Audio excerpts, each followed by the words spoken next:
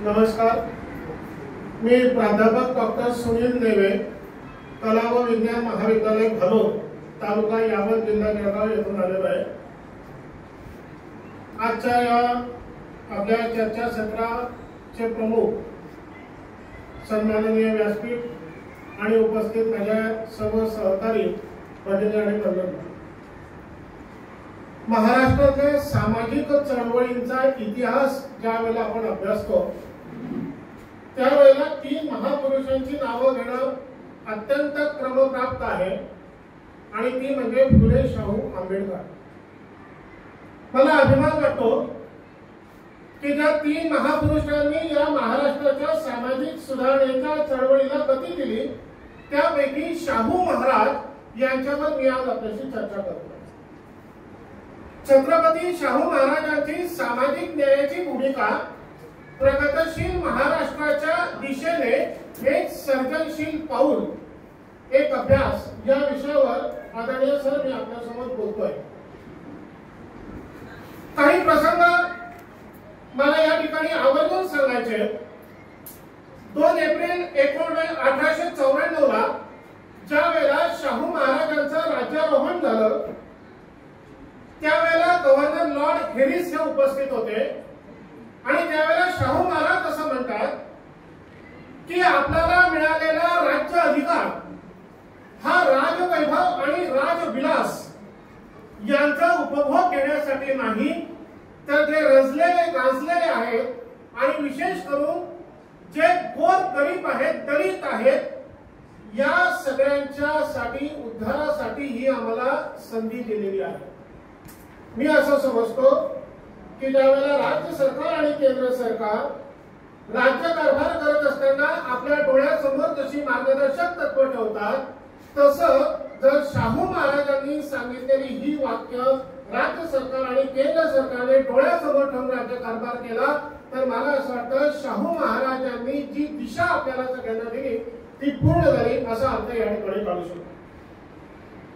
एक दुसरा मुद्दा मला आवर्जून या ठिकाणी सांगायचा आहे तो म्हणजे शाहू महाराजांच्या ज्या वेळेला आम्ही महिलांच्या उद्धाराच्या संदर्भामध्ये चर्चा करतो त्यावेळेला त्यांच्या स्त्री उद्धाराचा परिघ हा त्यांची सून राणी इंदुमती यांच्या उल्लेखाशिवाय पूर्ण होऊ शकत नाही।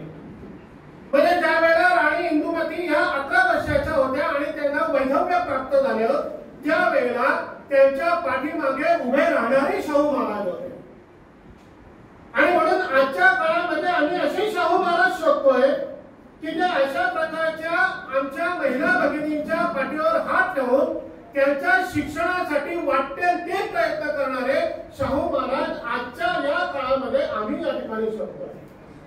मी खास करून या ठिकाणी एक आवर्जून उल्लेख करतोय की ज्या वेळेला शाहू महाराजांनी आपल्या सुनेला म्हणजे राणी इंदुमतीला शिक्षणासाठी बाहेर पाठवलं सोमतळीला, त्यावेळेला ते मराठा सरदार घराण्यातल्या मुली त्यांच्या सोबत घेऊ शकले असते, परंतु त्यांनी तसं न करता वेगवेगळ्या जातीतल्या 4 मुली त्यांच्या सोबत ठेवल्या। त्याच्यामध्ये ख्रिश्चन सुद्धा होईल। शाहू महाराजांचा उल्लेख या ठिकाणी उद्देश होता की समतेचा संस्कार माझ्या सूनबाईंवर व्हावा आणि म्हणून शाहू महाराजांनी या सगळ्या जमातीतल्या जातीतल्या मुलींना त्यांच्या सोबत ठेवलं आणि शाहू महाराजांनी त्यांचं शिक्षण हे पूर्ण केलं।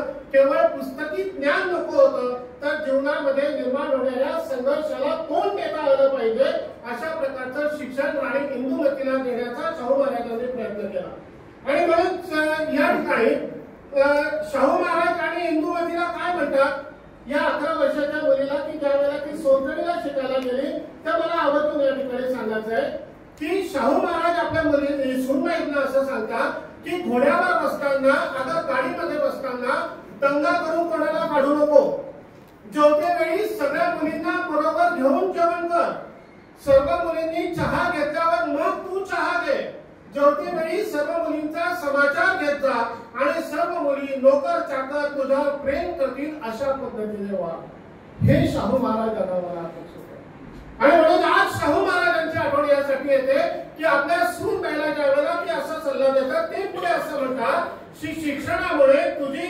बुद्धी जशी विकसित होईल तसतसे तुझे विचार हे अधिक उदात्त होतील आणि म्हणून अभ्यासाची अडचण करू नको, मला तुला सुशिक्षित करायचं आहे आणि तशी माझी फार इच्छा आहे असं शाहू महाराज आपल्या सूनबाई विषयी म्हणजे राणी इंदुमती विषयी बोलतात. एक अजून व्यक्तिरेखा मला या ठिकाणी आठवली आणि त्यांचं नाव आहे गंगाराम कांबळे.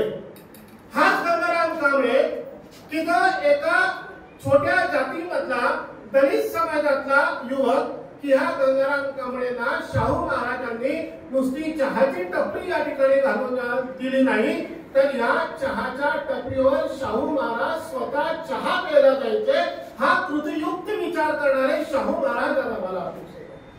आणि म्हणून मदत करणं आणि त्या मदतीबरोबर त्याच्या हॉटेलमध्ये रोज चहा पिण्यासाठी जाणं हे शाहू महाराज आज आम्हाला या ठिकाणी अपेक्षित आहे.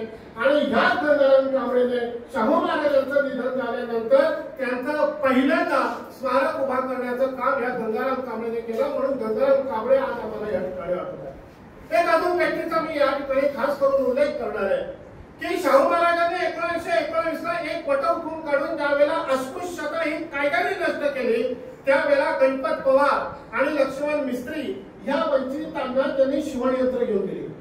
म्हणजे पहा किती कृतीयुक्त सहभाग या ठिकाणी होता की त्यांना शिवणयंत्र घेऊन दिली आणि स्वतःचे आणि स्वतःच्या कुटुंबियांचे कपडे याच गणपत पवार आणि लक्ष्मण मिस्त्री यांच्याकडून ते शिवून घेत होते.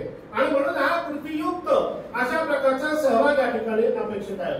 सन 1920 च्या मे महिन्याची गोष्ट आहे.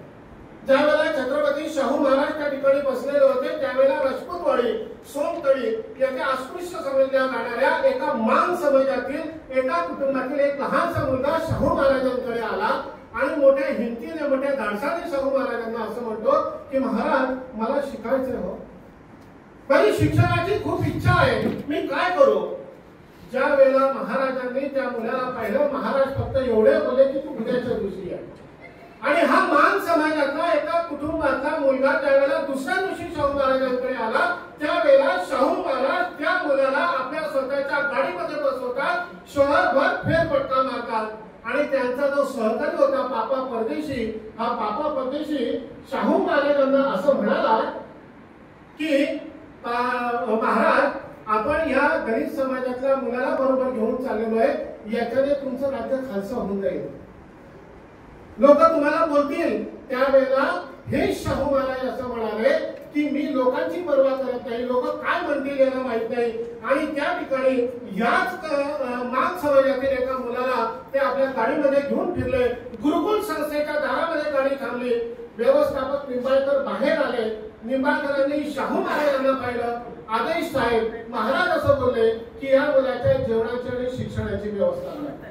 तो मुलगा शिकला आणि तुम्हाला सगळ्यांना आश्चर्य वाटेल की तो मुलगा म्हणजे कोल्हापूरचा पहिला खासदार कृष्णाजी लक्ष्मण मोरे आहे. आणि म्हणून आज आम्ही अशी शाहू महाराज पाहतोय की अशा शाहू महाराजांनी अशा उच्च विद्या विभूषित लोक या ठिकाणी घडवावे. आपण मला या ठिकाणी सूचना केली आहे. फक्त एक शेवटचा मुद्दा एक अर्ध्या मिनिटामध्ये मांडतो आणि थांबतो की शाहू महाराजांना आरक्षणाचे या ठिकाणी जनक म्हटले गेलंय. एक पत्र फक्त मी तुम्हाला वाचून दाखवतोय आणि मग या ठिकाणी थांबतो. हे जे पत्र आहे हे पत्र शाहू महाराज आंबेडकरांनी डॉक्टर बाबासाहेब आंबेडकरांनी शाहू महाराजांना लिहिलेलं आहे. अस्पृश्यता परिषद होती त्या ठिकाणी 30 आणि 31 मे 1920 ला नागपूरला आणि ह्या परिषदेला शाहू महाराजांनी यावं म्हणून डॉक्टर बाबासाहेब आंबेडकर शाहू महाराजांना पत्रामध्ये काय म्हणतात ते पत्र फक्त मी तुमच्या समोर वाचतो. ते यासाठी वाचतोय की आम्हाला अशा प्रकारचे मैत्रीपूर्ण असलेले संबंध असलेले समाज सुधारक आज आम्हाला पाहिजे. आणि म्हणून आज आम्हाला डॉक्टर आंबेडकर शाहू महाराज पाहिजे.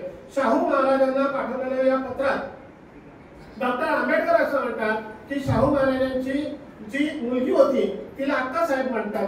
बाबासाहेब आंबेडकर असं म्हणतात की अक्का साहेबांची तब्येत नादुरुस्त आहे. याबद्दल मला अतिशय वाईट वाटत आहे. त्यांना लवकर आरोग्य प्राप्त अशी सत्ताधीश परमेश्वराच्या ठिकाणी प्रार्थना आहे. या प्रसंगी त्यांची परिस्थिती नादुरुस्त व्हावी म्हणजे आमचे कमनशीब होय.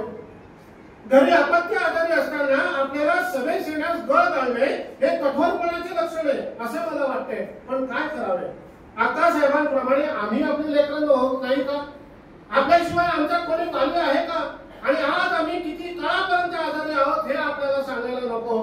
नागपूरच्या परिषदेला हजूरांचे येणे झाले नाही तर आमचा सर्वनाश होणार यातही मात्र शंका नाही. ही आणीबाणीची वेळ आहे आणि अशा प्रसंगी तुमचा आधार आणि टेकू जर आम्हाला मिळाला नाही तर आमचा काय उपयोग, असं पत्र डॉक्टर बाबासाहेब आंबेडकर शाहू महाराजांना लिहितात.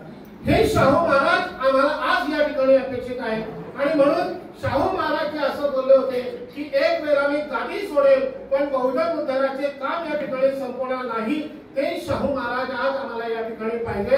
धन्यवाद. जय हिंद, जय महाराष्ट्र.